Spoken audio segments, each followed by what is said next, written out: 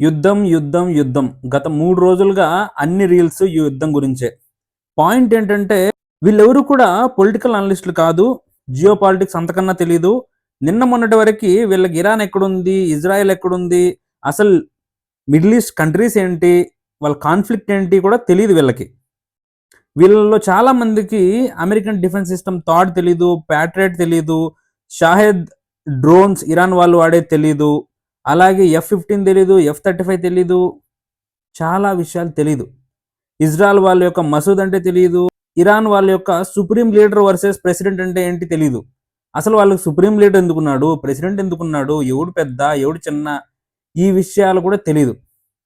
అల్టిమేట్‌గా చెప్పేదేందంటే చాట్‌జీపీటీలోకెళ్ళి 1 minute script అడిగితే ఎవరైనా చెప్తారు. వీడియోస్ కూడా అంతే. సో, మీరు చూసేది నమ్మకండి. ఇంక్లూడింగ్ నేను చెప్పేది కూడా నమ్మకండి. Thank you so much.